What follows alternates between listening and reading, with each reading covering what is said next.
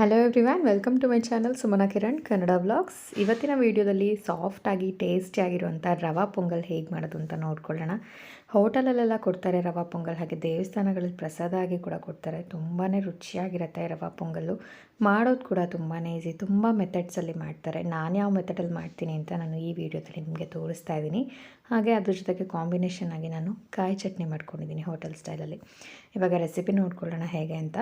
ಒಂದು ಕುಕ್ಕರ್ಗೆ ಒಂದು 4ರಿಂದ 5 ಟೀ ಸ್ಪೂನಷ್ಟು ಎಣ್ಣೆನ ಹಾಕ್ಕೊಂಡಿದ್ದೀನಿ.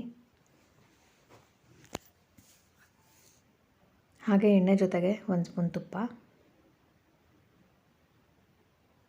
ತುಪ್ಪ ಹಾಕೋದ್ರಿಂದ ತುಂಬಾ ಸಾಫ್ಟಾಗಿ ಟೇಸ್ಟಿಯಾಗುತ್ತೆ. ಎಣ್ಣೆ ತುಪ್ಪ ಎರಡೂ ಕೂಡ ಕಾಯ್ದ್ಮೇಲೆ 1 ಟೀ ಸ್ಪೂನ್ ಜೀರಿಗೆ, ಹಾಗೆ ಒಂದು 5ರಿಂದ 6 ಕಾಳು ಮೆಣಸನ್ನು ಹಾಕ್ಕೊಂಡಿದ್ದೀನಿ.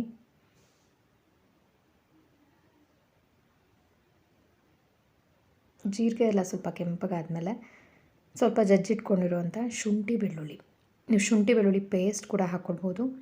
ನಾನು ಫ್ರೆಶ್ ಆಗಿ ಜಜ್ಜಿಕೊಂಡು ಹಾಕ್ಕೊಂಡಿದ್ದೀನಿ. ಹಾಗೆ ಒಂದು 5ರಿಂದ 6 ಹಸಿಮೆಣಸಿಕಾಯಿ, ನಿಮ್ಮ ಖಾರಕ್ಕೆ ತಕ್ಕಂತೆ. ಒಗ್ಗರಣೆಗೆ ಸ್ವಲ್ಪ ಕರಿಬೇವು,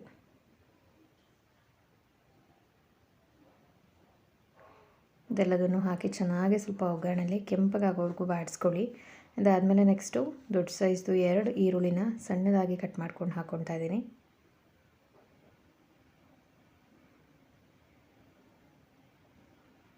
ಈರುಳ್ಳಿನೂ ಕೂಡ ಸ್ವಲ್ಪ ಕೆಂಪಗಾಗೋವರೆಗೂ ಬಾಡಿಸ್ಕೊಳ್ಳಿ. ನೋಡಿ, ಒಂದು 2 ನಿಮಿಷ ಫ್ರೈ ಮಾಡ್ಕೊಂಡಿದ್ದಾದಮೇಲೆ ನಾನು ಇದಕ್ಕೆ ಒಂದು ಅರ್ಧ ಕಪ್ಪಷ್ಟು ಹೆಸರುಬೇಳೆ ಹಾಕ್ಕೊಳ್ತಾ ಇದ್ದೀನಿ. ಹೆಸರುಬೇಳೆ ಹುರಿದಿಟ್ಕೊಂಡಿಲ್ಲ, ಮಾಮೂಲಿ ಹೆಸರುಬೇಳೆನೇ ಹಾಕ್ಕೊಳ್ತಾ ಇದ್ದೀನಿ. ಇದನ್ನು ಇವಾಗ ಈ ಒಗ್ಗರಣೆ ಜೊತೆ ಚೆನ್ನಾಗಿ ಸ್ವಲ್ಪ ಕೆಂಪಗಾಗೋವರೆಗೂ, ಕಲರ್ ಚೇಂಜ್ ಆಗಿ ಅದ್ರ ಘಮ ಬರೋವರೆಗೂ ಬಾಡಿಸ್ಕೊಳ್ಬೇಕಾಗತ್ತೆ. ಹೆಸರುಬೇಳೆ ಸ್ವಲ್ಪ ಕಲರ್ ಚೇಂಜ್ ಆಗಿ ಘಮ ಬರ್ತಾ ಇದ್ದಾಗ ಅದಾದಮೇಲೆ ನೆಕ್ಸ್ಟು 1 ಕಪ್ಪಷ್ಟು ರವೆ. ಇದು ಚಿರೋಟಿ ರವೆ ಅಲ್ಲ, ಬನ್ಸಿ ರವೆನೂ ಅಲ್ಲ, ಮೀಡಿಯಮ್ ರವೆ ಹಾಕೋದ್ರಿಂದ ಎಲ್ಲೂ ಕೂಡ ಗಂಟಾಗೋದಿಲ್ಲ, ಚೆನ್ನಾಗಾಗತ್ತೆ ರುಚಿಯಾಗಿ. ಹೆಸರುಬೇಳೆ ಸ್ವಲ್ಪ ಕೆಂಪಗಾದ್ಮೇಲೆ ರವೆನ ಹಾಕ್ಕೊಳ್ಳಿ. ರವೆನೂ ಕೂಡ ಚೆನ್ನಾಗಿ ಉದ್ದುದ್ರಾಗಿ, ಎಲ್ಲೂ ಕೂಡ ಅಂಟದೇ ಇರೋ ರೀತಿ ಚೆನ್ನಾಗಿ ಹುರ್ಕೋಬೇಕಾಗತ್ತೆ ಒಗ್ಗರಣೆಯಲ್ಲಿ. ಸಪ್ರೇಟ್ ಹುರಿದಿಟ್ಕೊಂಡು ಕೂಡ ಮಾಡ್ಕೊಳ್ಬೋದು, ಬಟ್ ಈ ರೀತಿ ಒಗ್ಗರಣೆಯಲ್ಲಿ ಹುರ್ಕೊಡೋದ್ರಿಂದ ರುಚಿ ಇನ್ನೂ ತುಂಬ ಚೆನ್ನಾಗಿರುತ್ತೆ. ರವೆ ಹುರ್ಕೊಂಡಿದ್ದಾದಮೇಲೆ ಒಂದು 1/4 ಟೀ ಸ್ಪೂನಷ್ಟು ಅರಿಶಿನ, ಹಾಗೆ ರುಚಿಗೆ ಬೇಕಾಗಿರೋಷ್ಟು ಉಪ್ಪು. ಈಗೇನು ಇದನ್ನು ಚೆನ್ನಾಗಿ ಮಿಕ್ಸ್ ಮಾಡ್ಕೊಳ್ಳಿ. ನಾನು ಆಲ್ರೆಡಿ ನೀರನ್ನು ಕಾಯೋದಕ್ಕೆ ಇಟ್ಕೊಂಡಿದ್ದೀನಿ. 1 ಕಪ್ಪು ರವೆ, ಅರ್ಧ ಕಪ್ಪು ಹೆಸರು ಬೇಳೆಗೆ 3 ಕಪ್ಪಷ್ಟು ನೀರನ್ನು ಹಾಕಿ ಕಾಯಿಸ್ಕೊಳ್ತಾ ಇದ್ದೀನಿ. ಎಕ್ಸ್ಟ್ರಾ ನೀರು ಕುದಿಸ್ಕೊಂಡ್ರೆ ಬೇಗನೆ ಆಗುತ್ತೆ.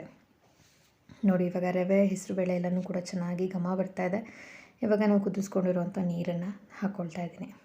1.5 ಕಪ್ಗೆ 3 ಕಪ್ಪಷ್ಟು ಹಾಕ್ಕೊಳ್ಬೇಕು.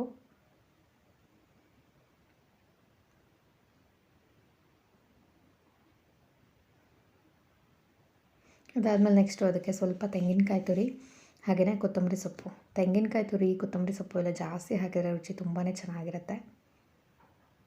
ಈಗೇನೆಲ್ಲನೂ ಚೆನ್ನಾಗಿ ಮಿಕ್ಸ್ ಮಾಡಿ ಅದಾದಮೇಲೆ ನೆಕ್ಸ್ಟ್ ಲಾಸ್ಟಲ್ಲಿ ಲಿಡ್ ಕ್ಲೋಸ್ ಮಾಡೋ ಟೈಮಲ್ಲಿ ಎಗೇನ್ 1 ಸ್ಪೂನ್ ತುಪ್ಪ ಹಾಕಿ ಚೆನ್ನಾಗಿ ಮಿಕ್ಸ್ ಮಾಡಿ, ಯಾಕಂದರೆ ತುಂಬ ಸಾಫ್ಟಾಗಿ ಟೇಸ್ಟಿಯಾಗಿ ಬರುತ್ತೆ.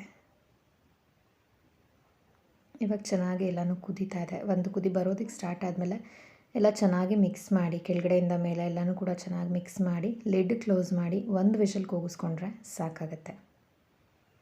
ನೋಡಿ, ಇವಾಗ 1 ವಿಷಲ್ ಕೂಗಿಸ್ಕೊಂಡಿದ್ದಾಗಿದೆ. ಇದಕ್ಕೆ ತುಪ್ಪದಲ್ಲಿ ಹುರಿದಿಟ್ಕೊಂಡಿರುವಂಥ ಗೋಡಂಬಿನ ಹಾಕ್ಕೊಳ್ತಾ ಇದ್ದೀನಿ. ಗೋಡಂಬಿ ಕುಕ್ಕರ್ ಕೂಗಿಸುವಾಗಲೇ ಹಾಕ್ಕೊಂಡ್ರೆ ಒಗ್ಗರಣೆಗೆ ಮೆತ್ತಗಾಗ್ಬಿಡುತ್ತೆ. ಸೊ ಲಾಸ್ಟಲ್ಲಿ ತುಪ್ಪದಲ್ಲಿ ಹುರ್ಕೊಂಡು ಹಾಕ್ಕೊಂಡ್ರೆ ಅದರ ನ್ಯಾಚುರಲ್ ಫ್ಲೇವರ್ ಹಾಗೇ ಚೆನ್ನಾಗಿರುತ್ತೆ. ಇವಾಗ ರವಾ ಪೊಂಗಲ್ ರೆಡಿಯಾಗಿದೆ. ಈ ರವಾ ಪೊಂಗಲ್ಗೆ ಕಾಂಬಿನೇಷನ್ ಆಗಿ ನಾನು ಕಾಯಿ ಚಟ್ನಿನ ಮಾಡ್ಕೊಂಡಿದ್ದೀನಿ. ತುಂಬಾ ರುಚಿಯಾಗಿರುತ್ತೆ. ಒಂದು ಸಲ ಟ್ರೈ ಮಾಡಿ ನೋಡಿ. ಮಾಮೂಲಿ ಉಪ್ಪಿಟ್ಟು, ಹೆಸರುಬೇಳೆ, ಅಕ್ಕಿ ಎಲ್ಲ ಹಾಕಿ ಪೊಂಗಲ್ ಮಾಡ್ತಾಯಿರ್ತೀವಿ. ರವಾ ಪೊಂಗಲ್ ಡಿಫ್ರೆಂಟಾಗಿ ಸಖತ್ತಾಗಿರುತ್ತೆ. ಓಕೆ ಫ್ರೆಂಡ್ಸ್, ನೋಡಿದ್ರಲ್ಲ ಎಷ್ಟು ಈಸಿಯಾಗಿ ರವಾ ಪೊಂಗಲ್ ಮಾಡ್ಬೋದು ಅಂತ. ಒಂದು ಸಲ ಟ್ರೈ ಮಾಡಿ ನೋಡಿ, ಟೇಸ್ಟ್ ತುಂಬಾ ಚೆನ್ನಾಗಿರುತ್ತೆ. ಈ ವಿಡಿಯೋ ಹಾಗೆ ರೆಸಿಪಿ ನಿಮಗೆಲ್ಲರಿಗೂ ಇಷ್ಟ ಆಯಿತು ಅನ್ಕೋತೀನಿ. ಇಷ್ಟ ಆಗಿದ್ದರೆ ಲೈಕ್ ಮಾಡಿ, ಶೇರ್ ಮಾಡಿ, ಕಮೆಂಟ್ ಮಾಡಿ. ಮರಿದೇನ ಇನ್ನೂ ನನ್ನ ಚಾನಲ್ಗೆ ಯಾರೆಲ್ಲ ಸಬ್ಸ್ಕ್ರೈಬ್ ಆಗಿಲ್ಲ, ಸಬ್ಸ್ಕ್ರೈಬ್ ಮಾಡಿಕೊಂಡು ಸಪೋರ್ಟ್ ಮಾಡಿ. Thank you.